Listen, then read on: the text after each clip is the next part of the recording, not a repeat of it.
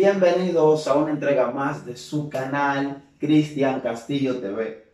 En esta ocasión vamos a tratar un tema muy interesante de nuestra sección Exaltando Más a Cristo. Recordarles, señores, suscribirse, compartir nuestro contenido y activar la campanita. Compártalo con un amigo, con un solo amigo que usted lo comparta, está colaborando a que la palabra de Dios se extienda.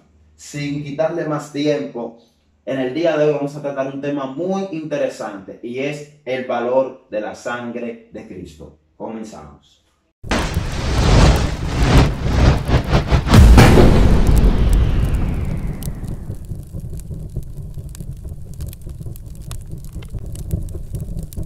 Bien, pero no estoy solo. Estoy acompañado de uno de los jóvenes cabecillas de este segmento.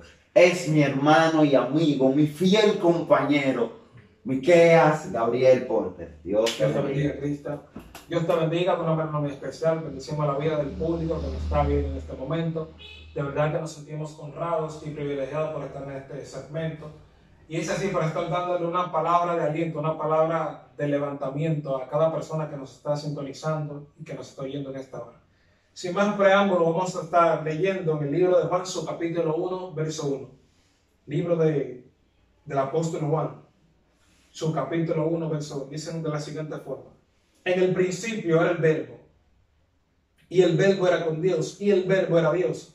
Este era en el principio con Dios. Todas las cosas por él fueron hechas, y sin él nada de lo que ha sido hecho fue hecho.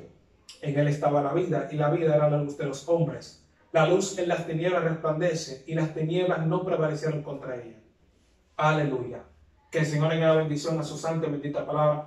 Vamos a estar ministrando este conversatorio bajo el tema el valor de la sangre de Cristo. Pero antes de profundizarnos en el tema, queremos desarrollar el texto que acabamos de leer. El apóstol Juan dice: en el principio era el verbo, y el verbo era con Dios.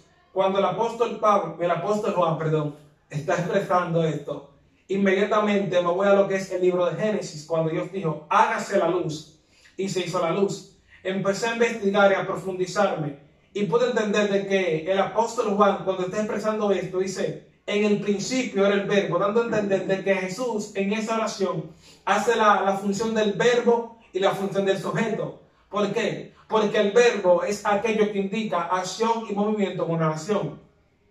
El sujeto es de quien se habla en la oración.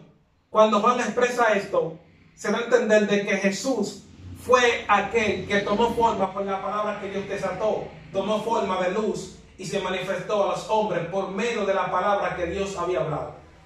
Excelente, excelente. Bien, muy buena introducción de Miqueas al tema. Y algo interesante que hay que resaltar aquí es, como decía Miqueas, que desde el principio la materialización de esa palabra se venía trabajando para que cuando el tiempo se cumpliera, Cristo viniera al mundo y fuera para nosotros nuestro Salvador, fuera ese sacrificio que a nosotros nos liberara. Ahora bien, yo voy a profundizar y me voy a ir ya a un contexto llano del tema. Y ese tema, como hablaba con Miquel detrás de cámara, Dios, vamos a decir que Dios me lo entregó o me surgió ese tema por una inquietud que tuve, ¿sabes? Navegando en las redes, viendo personas que hablan en base a este tipo de temas y viendo un sinnúmero de preguntas que hay en el tapete hoy en día, preguntándose o cuestionando, poniendo en cuestión si Jesús era el Hijo de Dios, si Jesús fue un enviado de Dios, si Jesús era un mensajero de Dios, si Moisés fue más que Jesús. Un sinnúmero de preguntas que yo como cristiano realmente no entiendo cómo personas que se hacen llamar del pueblo o personas que se hacen llamar lavados con la sangre de Cristo ponen en cuestión a ese mismo Cristo. Tú no puedes venir a cuestionar a algo tú no puedes venir a buscarle sentido a lo que a ti te da sentido. No sé si me doy a entender. Y en el capítulo 29, donde mismo tú leíste, dice: he aquí el Cordero de Dios que quita el pecado del mundo. Lo que me está diciendo a mí que Él es ese sacrificio vivo, o ese sacrificio que venía a quitar nuestro pecado, pero no como en el Antiguo Testamento, que creo que vas a hablar ahí, sino quitarlo de una vez por todas, porque la misma Biblia especifica y dice: muriendo una sola vez y para siempre por todos nuestros pecados. Amén. Ya que Cristo mencionó acerca del sacrificio de Jesús, En aquel tiempo todos entendemos de que para perdón de tus pecados se utilizaba lo que era un animal perfecto, sin mancha, y se sacrificaba en el altar, y se rociaba la sangre sobre el altar, y esa sangre subía como olor grato a la presencia del Señor, dando a entender de que la sangre siempre simbolizaba como un acto de redención. Y cuando se hizo el primer sacrificio, se estaba haciendo una tipología de lo que Cristo iba a hacer en la cruz del Calvario, que iba a morir por nuestros pecados para limpiarnos de cada pecado que nosotros habíamos cometido. Donde Cristo leyó o mencionó en el 29, Sí, el 29. que él habla acerca del Cordero de Dios, se está hablando de que venía el Cordero de Dios a quitar el pecado del mundo. O sea, con lo que él iba a quitar el pecado del mundo era con su sangre. Y como decía Cristian Castillo, que hay personas que están en contra, en pocas palabras, cuestionando o con su herejía, por decirlo así. O sea, que no se después que Dios lo limpia, después que Dios lo salva y lo purifica, están hablando en contra de aquel que lo purificó. Y realmente eso vendría siendo como una apostasía. Después que el Señor lo salva, después que el Señor lo purifica con su sangre, se ponen a cuestionar y a dudar de aquello que el Señor hizo en su vida. Por eso yo digo que esas personas son unos apóstatas, porque hablan en contra de lo que un día creyeron, hablan en contra de aquello que un día lo purificó y lo sanó. Wow. Y algo interesante que tú dices aquí, y es que hablan en contra de un amor que se manifestó, porque en el mismo Juan 3:16 dice aquí, porque de tal manera amó Dios al mundo, que ha dado a su Hijo unigénito, para que todo que en él cree no se pierda, mas tenga vida eterna. Y algo que hay que resaltar aquí, Miqueas, es que cuando vamos a la Biblia y encontramos esa palabra hijo unigénito, habla de que es el primogénito y que es el único. Entonces se está diciendo que en el momento en el que Dios agarra y da a su hijo en sacrificio, Cristo o Jesús era el único hijo que Dios reconocía. Nosotros éramos, vamos a decir, criaturas de Dios, pero no éramos reconocidos hijos. Pero sin embargo, ese hijo lo que hace es morir en la cruz. Cuando él muere en la cruz, su sangre se adentra en nosotros, nos purifica, y aparte de purificarnos, nos inserta, vamos a decir, un ADN que nos da un código genético que nos hace asequibles a la presencia de Dios. Nosotros no íbamos a ser asequibles a esa presencia de Dios sin ese código entrar a nosotros. Entonces, lo que yo puedo entender aquí es que esas personas que quizás cuestionan, vamos a decir que por ignorancia, y si lo hacen fuera de la ignorancia, vamos a decir que fue que ese código no se conectó con ellos, no está dentro del código. No está dentro del código. Pero yo tengo respuesta para ellos, Miqueas. Y es que la Biblia, mira, la palabra de Dios me da respuesta. Mucho antes, 400 años antes de Cristo nacer, me habla de él. En Isaías 9 me habla de él. En Isaías 53, 52 me habla de él. Y es ahí donde yo quiero profundizar. Tú sabes que yo amo ese texto bíblico. Amén. Dice, ¿quién ha creído a nuestro anuncio? ¿Y sobre quién se ha manifestado el brazo de Jehová? Subirá cual renuevo de él, y como raíz de tierra seca, no habrá hermosura en él ni parecer, mas inatractivo le veremos, para que no le deseemos. Pero hay o sea, que el profeta está profetizando mucho antes de que las cosas se cumplieran, y cuando la cosa se cumplió, eso fue como que dice la confirmación de todo lo que el profeta estaba declarando. Sí, y uno de los puntos que la gente utiliza quizás para cuestionar es que en el 9 habla de que él se sentará en el trono de David y su reinado será eterno. Yo lo hablé en un antiguo video que sale hoy, por cierto, a la hora de grabar este video sale, que habla de que su reinado será largo, señores, pero antes de nosotros utilizar este set para grabar, ¿qué hicimos? Se limpió, se ordenó. Antes, ese es como el tema que tenemos allá en la sociedad de jóvenes de la iglesia, el altar. Antes de que el fuego se manifieste en el altar, ¿qué le hizo en el altar? Lo arregló. Antes de el rey sentarse en la silla, tiene primero que atender a la solicitud del pueblo. Luego que atiende a la solicitud del pueblo, se sienta. La solicitud del pueblo era que la salvación y la vida eterna. Luego de que nosotros obtengamos eso, esa profecía de Isaías 9, donde me habla de admirable, consejero, padre eterno, príncipe justo, príncipe de paz, se va a cumplir. Pero antes de cumplirse esa, debe de cumplirse esa donde dice que, oye, por sus llagas fuimos curados. no había parecer en él. Oye, nosotros nos escondimos, no le escatimamos, fue azotado, fue pisoteado y abatido. Y todo eso que relata Isaías 52 se me cumple en Mateo 27, cuando me dice que le pusieron una corona de espinas, cuando me dice que a él le dieron vinagre, cuando me dice que una lanza atravesó su costado, cuando me dice que esas espinas estaban en su sien y que clavos, oye, no son de esos clavitos de 5 centímetros, eran de los cinceles que se usan para hacer los hoyos de cético, de eso fue que le pusieron en la mano. Entonces yo no entiendo cómo luego de todo ese sacrificio, nosotros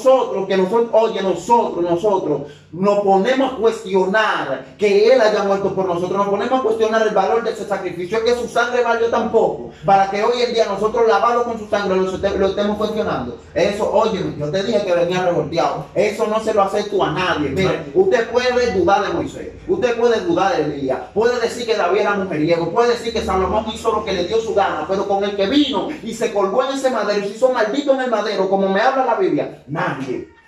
Es que la duda siempre ha existido. No recuerdo si fue Felipe o Natanael cuando Jesús había descendido y estoy quillado, que estaba dudando del acto que el Señor hizo de la muerte y de la resurrección, y el Señor tuvo que presentársele con pruebas indubitables. Ese fue Tomás, que tuvo que presentársele con pruebas indubitables. Hay personas que el Señor se le va a tener que presentar con pruebas indubitables para que entiendan de que el valor de la sangre cuesta, que no fue un cuento, que fue que Él murió y resucitó para darte vida. Si tú estás de pie en esta hora, en este día, es porque la sangre se manifestó sobre ti. Así que deja de estar dudando en lo que el Señor ya dijo sobre ti. No, y lo más importante de todo, voy a entrar aquí, es un tema delicado, pero lo voy a tocar. Y es que tú escuchas a esa gente y dicen, en verdad, Cristo fue hijo de Dios, Cristo fue un mensajero, en verdad Él murió y resucitó. Pero tú lo ves los sábados, los domingos, los cultos de Santa Cena, hablando más lengua que Pablo y que los corintios. Pero lo que no saben es que si tú pones en duda que Cristo vino y murió por tus pecados y murió por la redención de los mismos, vamos a decir, chivo expiatorio por tus pecados.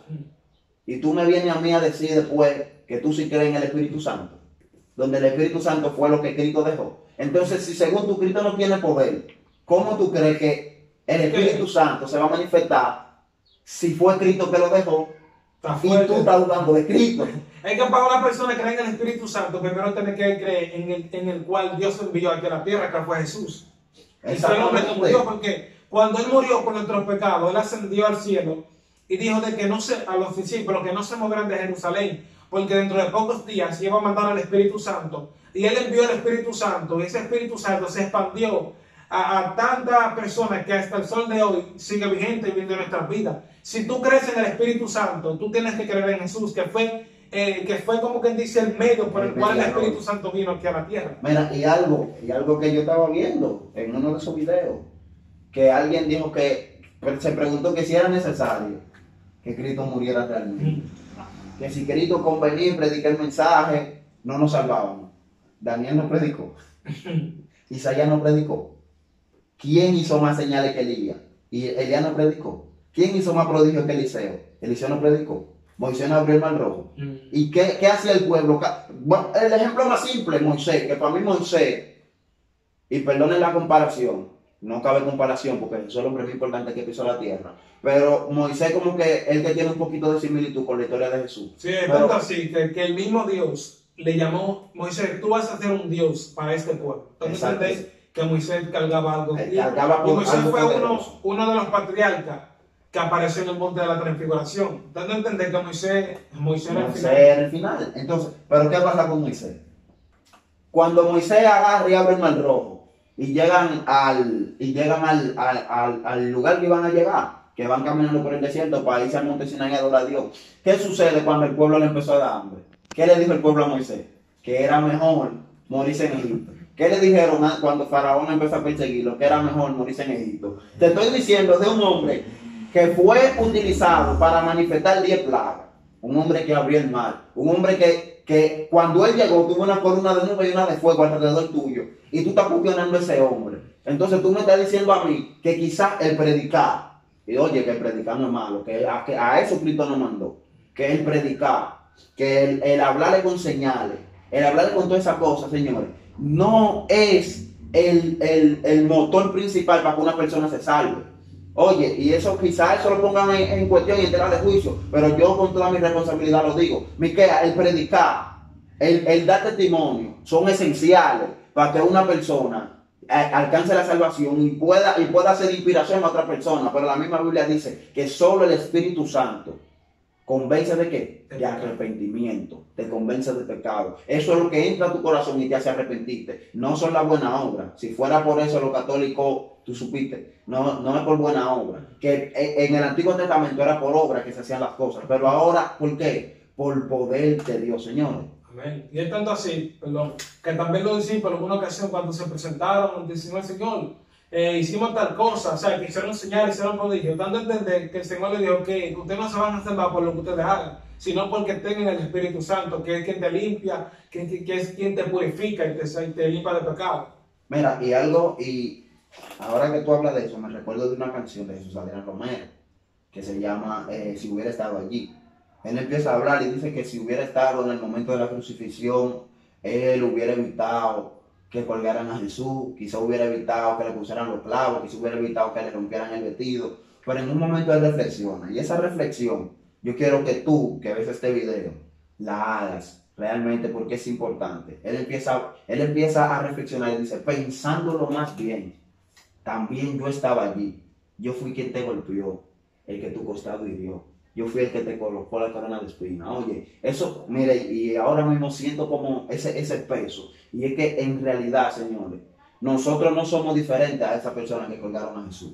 Sí, porque, perdón, tu cuerpo. Muchas veces estamos como dándole palo a lo que es el pueblo de Israel, ¿no? Porque el pueblo de Israel negó al Señor, se volvió tras sus malos caminos, pero a veces nosotros somos peor que el pueblo de Israel, en cierto sentido.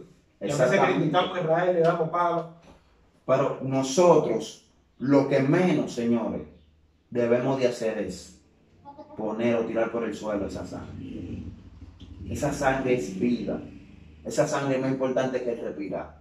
Esa sangre es más importante que el agua. Esa sangre es más importante que tú mismo. Porque de nosotros habemos personas con grandes ministerios, que Dios nos usa grandemente, pero muchas veces nuestro ministerio va por encima de nuestra vida misma. ¿Por qué? Porque esa sangre valió más que una vida.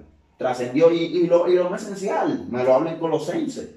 Dice que cuando él murió descendió al abismo, óyeme, y le arrebató la llave a la muerte y el Hades, y agarró el arca que no será contraria y la exhibió públicamente, triunfando sobre ella, ¿dónde?